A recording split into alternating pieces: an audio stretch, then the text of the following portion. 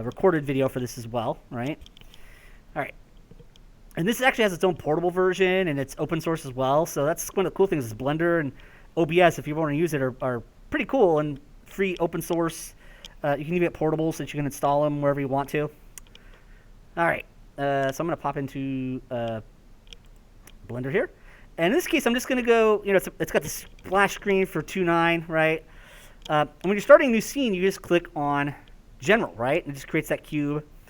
I'm going to quickly just kind of make this a bit smaller just so we can kind of fully see everything for my students in here. There we go. Kind of move this out of the way a little bit. There we go. And of course, I can go to modeling, so we get more of the modeling focus tools.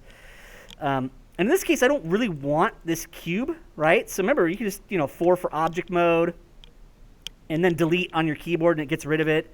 Object mode, it just deletes. It doesn't even bring that option up, right? Usually when it's face, edge, or vertex mode, it brings up the options you can use for deleting. For objects, it just gets rid of it, right? In this case, I want to go back to add, right? Because particularly in your modeling mode, you have your add menu right up here, right? We've seen this before. And this is where you can add all kinds of stuff. That's where you can add curves, right, for our spline stuff we've been doing lately. You can even add empty objects, which I'll show you how you can use this to do radial rays for your rims for the car later on. But that's going to be when we come back in January, right? It's going to be term 3, right? We're in term 2 and stuff like that. So some cool stuff you can get in here, but we're really just focusing primarily on things like meshes and curves, right? So I can go to Add Mesh menu. In this case, I want a UV sphere, right? I don't know why they call it a UV sphere, but that's the one I like. So basically, that's just your sphere. It's called UV sphere, but it's your sphere. So we click on it, and that creates a sphere for us. Now, this is a little bit denser than I want it to be, right? So I can always go to Add UV sphere, because, right, remember there's these little menus down here, right? Kind of right here in the little kind of left corner, you'll often see this little kind of thing that you can click on. Let me move this up just a smidge so you can see a little bit better. You should see that kind of little guy right there. You can click on it. It opens it up, right? So there should be kind of a little bit of a small menu with a little kind of triangle pointing to the right that says Add UV Sphere. You could open that up, and that's where you can control your properties, right? In this case, I want it to be simpler, so I'm going to make this guy maybe like 12 by 12, right? So segments and rings are kind of your divisions this way and this way, kind of your height divisions, but also kind of your like circumference divisions. Of course, you can play with size. You can even rotate and move it right here numerically. And you can even go to Align, and you can align it based on the view. You can even align it based on the 3D cursor. We haven't really needed to use this on this project, but I'm going to show you guys more stuff with the 3D cursor when we do our car. It can do some neat stuff, right? It can do some cool stuff. So it's one of those features we haven't talked about that much yet because you don't need it a lot, but when you do need it, it's pretty cool. So in this case, that's all I really want to do is just adjust the segments and rings for us. So I'm going to close that down. And there it is. Now remember, you see this has got that faceted look for us, right? Now in this case, we want this to just be smooth shaded. We don't have to worry about it like the room, right, where we wanted to kind of have the auto smooth on, although you could still use that for this, right?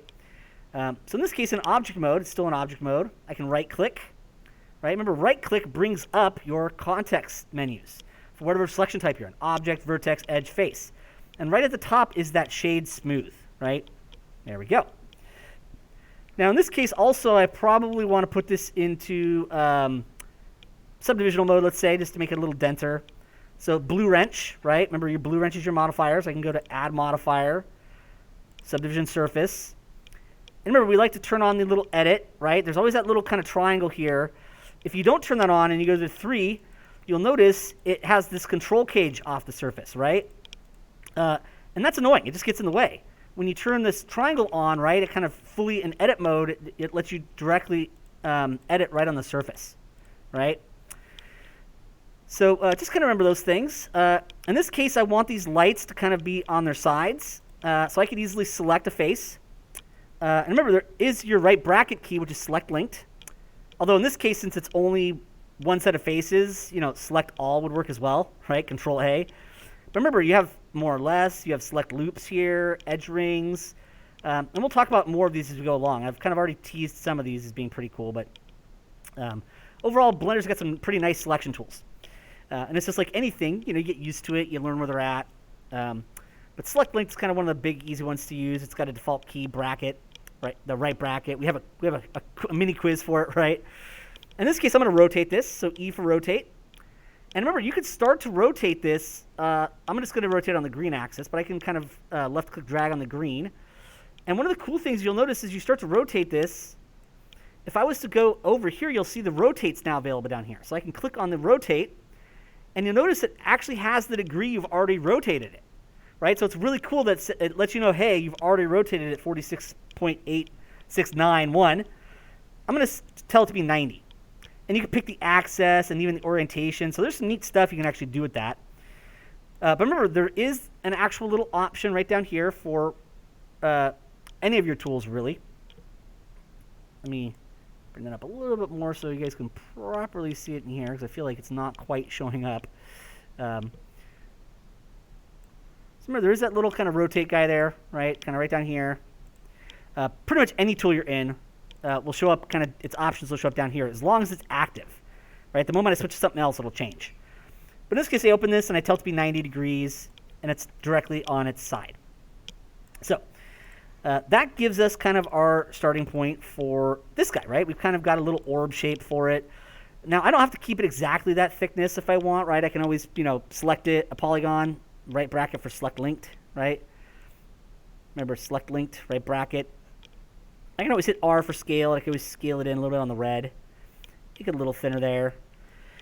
And one of the things we could do, of course, is I'll hit Q to go back to my regular selection tool right here, right? One of the things I could do is I don't really want this to just be a simple sphere. And I don't really even want it to be a full sphere, right? It's going to be a wall mount. So remember, if you're in 3 for face mode, right? 3 for face mode. Remember, you could double click. See this edge right here I'm about to double click on?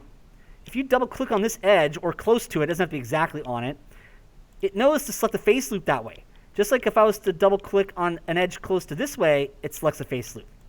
Now, it took me a little while to figure that out, right? A lot of you guys remember I didn't actually have that figured out last year when we started doing this. Once I figured out that it was kind of sensitive to, if you get it close to the edge between the two faces in the direction you want to go, it works super predictably perfectly. And now I love it. I'm like, oh, face loop selection in Blender is awesome. It's double click just like it is for edges. It's just, make sure you're kind of close to an edge between the two faces in the direction you want to go. And so I can always hit delete, right? And remember, when you hit delete in vertex edge of face mode, it does actually bring options up for what you want to delete. So I'll delete faces. And then, of course, I could select one face here, right bracket for our select linked, and you see what the select linked does, right? If I went to select all, it's going to select every face there.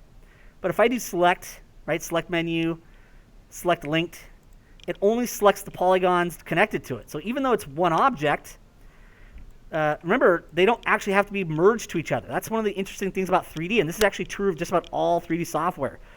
Some of you guys, Justin and Ryan in particular, for the two that are in my class, and Chris, they're in my class right now, right? You guys remember Maya did the same thing too. You could combine objects, and they don't have to touch, and they're just one object. Moto does it that way. 3D Studio Max, Blender even does it that way. So you can have one object with polygons that don't touch, right? So it's better to think of objects as a collection of polygons that don't even have to touch each other. And that's what select linked does, right? Maya did it was select connected to Maya. You just double click on a face. Here they decided to have its own quick key so you could use the double click for face loops, right? So it's just a little bit different, but still pretty cool. And then, of course, I could hit delete faces, and that gets rid of them. So remember, that's what select linked is great at doing, and that's quite useful. It's actually, that's why it's got a default quick key. It's actually quite useful. A lot more useful than select all, right? So now we have kind of more of like a light fixture here. Now in this case, though, I don't really want it to just be super simple. So what I'm going to do is I'm going to double click right around this edge to select the face loop this direction, right? And remember, your select tool is right up here, right? If you left click on it, the tweak tool is available. Circle select is also available, right? But remember, Q, if you just keep hitting Q, because that's your quick key for your that specific collection of tools, Q toggles you through that, which is actually quite cool. Also, all of those can be assigned their own quick keys, which is really, really cool as well. Remember, Shift adds to selections. So what I can do is I can just kind of Shift left click drag, and you see the circle select is actually your drag select. So you see how I can just kind of keep selecting if I want to just by moving the cursor. Control will deselect, right? So Shift adds, Control will subtract, right? So if I want to subtract one, we do that. You can control the radius size of your select tool, right? So if you want it to be much smaller than this, you could do that. If you want it to be much bigger, you can. So there's a radius control for circle select. And that's your drag select, right? That's where you just hold down your left mouse button, move your cursor, and whatever polygons it touches, it'll select. So good reminder of having circle select, because circle select is actually pretty useful. Now, in this case, you can kind of see I've taken the sphere and I've selected these faces because I want these to kind of be like a ring or a ridge around this light. So we could, of course, always copy these off in their own object, thicken if we want to, but I think we'll keep it simpler and just use extrude along normal direction, right? Remember, normal direction was that quiz we just did yesterday, right? So normal direction is the direction a face is looking, right? So these faces right here are looking this direction, right? And particularly this face is kind of looking that direction. This one's looking this direction. That one's looking that direction. These guys are looking this direction. So if I right-click, it brings up my face context menus, right? And one of those options is extrude faces along normals. So this is going to extrude. Remember, extruding creates new geometry. Just think of it as a way to make appendages, right? Arms, legs, fingers, toes. But even a lot of hard surface stuff has that structure as well, right? That's why extrude's kind of one of the most powerful modeling tools around, period. But this one will extrude them not just kind of like to view or average normal like the default extrude tool will. It'll extrude all of them along their normal directions. So in this case, we want to right-click and go to extrude faces along normals. And you can left-click drag, and you see what that does? So it actually extrudes these along their own direction. In this case, I only want to do it a little bit, right? And then I'll right-click and extrude faces along normals again. By doing it twice, you see how we kind of get that nice little extra ridge there? And then I'll kind of just do it one more time just to kind of give me a little bit of extra geometry for the ridge there, but I moved it a little bit still. Now these ones on the back we don't necessarily need, so if we wanted to just kind of, double click on that one right there, delete faces, then I could select one of these guys. Well, I might move to a regular selection tool, right? Select linked, delete faces. I'm going to go back to object mode because we need the smooth shade there. Shade smooth, there we go. But you see how just some extrude of faces along normal directions kind of give us this cool little ridge ring shape structure? So a lot of the time you want to extrude along view or along average normal, which is what we've done a lot of already for our first project and this project. But there are times where extruding along normal direction is really, really cool. Something like this. Right? And now what we can do is this is kind of like, this could be a painted metal brace for it. And then we could paint a glow just for these polygons. Now, remember, one of the important things also when you're working in subdivisional mode is that you want to eventually apply this, right? We're using this as a shortcut. Because if I turn this kind of visually off, it's blockier and lower res. So remember, we want to go to, 4 for object mode. And remember, there's this little kind of pull down here, and you could just hit apply. It's a little kind of V pointing down. Apply. And now you see when we go to 3, it's actually been subdivided. So remember, this is important, right? If you're going to work in subdivisional surface modifier, you're using it as a shortcut, right? We still want the low res to look like that. So we're just kind of using it so it's easier to get the shape we want without as many edge loops, and then we can apply it later on, right? And we've seen that for a lot of our room, we didn't even do that, right? Because we're like, no, we want a box, we want to bevel it, right? But when we're doing something that's got a lot more curvature, this could be a great shortcut. Otherwise, you have to add these all in by hand, and it takes a little longer, right? It's not wrong to do it that way, but it's faster this way, right? And remember, we can even go here, right? This little kind of pull down right there, turn statistics on, and we can see that that's only 1,500 triangles. That'll work well in most pipelines, right? If you need, you can always take a few edge loops out here and there to make it more efficient. This will work for us, and it's not terribly dense, though. Particularly in the age of the PlayStation 5 and Xbox Series X, which are officially out. I know, I've been trying to get one. PS5. Not easy right now. So I wanted to do this. I also wanted to kind of just do maybe a little bit of like cloth kind of at the bottom here, hanging down. Why? Well, I want to do cloth sculpting with you guys a little bit. So it doesn't have to be crazy. It doesn't have to be too nuts, right? Just a little bit of cloth below here would be fine. And this is one of those things where I'm already in face mode for this, right? 3 for face mode. And you'll notice that you can add geometry to an already existing object. So, of course, we can add it as a separate object if we're in object mode and then join them. But you can also simply just add it to the existing geometry if you're in, like, say, face mode, right? So, in this case, I'm in 3 for face mode, and I can go add. And I'm just going to add a little bit of a plane in here. So, you see, I just added this plane, and it's part of this object. I can hit E for rotate. Oop, rotate it on the green downward. And, of course, I can move it down a little bit. R for scale, so I can scale it in a little in the green. And in this case, I want there to be more geometry on this, though, right? I want there to be more geometry for this guy. So, of course, I could loop cut it, right? Alt-C for loop cut. But remember, I'm in face mode, right? And I've got just this face selected, right? So 3 for face mode, just click on this plane. And if I right-click, there is a subdivide, right?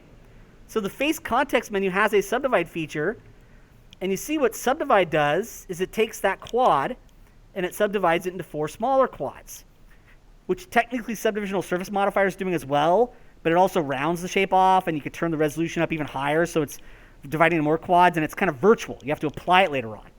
This is the real deal, and it doesn't round the shape off, right? So if you're wanting to just add more geometry to your room without making it round, don't apply a subdivision surface modifier, just right-click subdivide, right? So I'll just do it one more time, right-click subdivide, and that'll give us enough that we could do maybe a little bit of shaping to it, right? I can even go here to like the tweak tool, right? And I could do a little bit of tweaks here if I wanted to. 2 for edge mode, right? And I can just kind of always come in here, just do a little bit of shaping just to make it look a little bit more irregular, right? And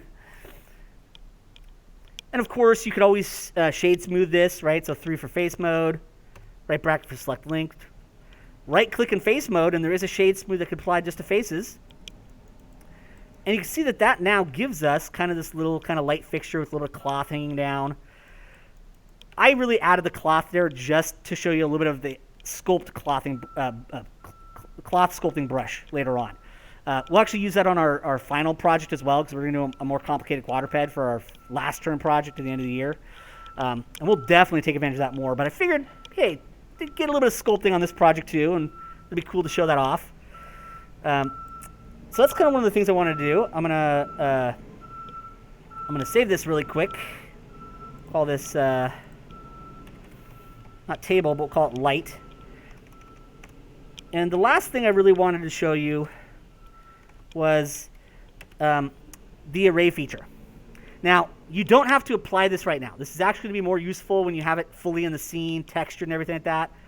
So for right now, you guys don't have to do this, but I wanted to show you what this does, because we will take advantage of it a little bit later on. So I'm in object mode, right? 4 for object. Blue wrench. I can go to add modifier. And there's something at the very top of the generate section, right? Because that's where our boolean's at and our multi-resolution, subdivision surface mirror. There's something called array. And you'll notice what array does, and you can kind of pick the axis you want it to offset on. And you can also give it a count. So you see how array kind of takes it and pushes it out? In this case, I could set my factor x to be 0, and then set my factor y, because that's the green axis, to be 1. And you see how array copies those? But if I want my factor to be 2 for the y, I could do that. Now, this can actually be used if you use object offset with an empty object to do radial arrays. And there's even a merge function, so you can get full seamless radial symmetry on rims, which Maya cannot do, and Moto can't really do either. And I'm like, Blender could do it. I'm like, man, Blender, I love you even more, right? But this array feature, you can see you really don't need it quite yet, right? This is more when you get this light done, texture ready to go. You bring it into your room, and then you can use that array modifier to kind of add them around the room a little bit. But I figured it'd be cool to kind of have it at least in a video lecture here and in a full lecture to get you guys to see what we're going to do with that. So there is an actual array modifier that allows you to duplicate by a certain distance, a certain count. Kind of neat. I'm going to delete that because I don't really want to do that quite yet, right? But I figured it'd be fun to show you guys just a little bit right now. All right, so I'm going to turn recording off.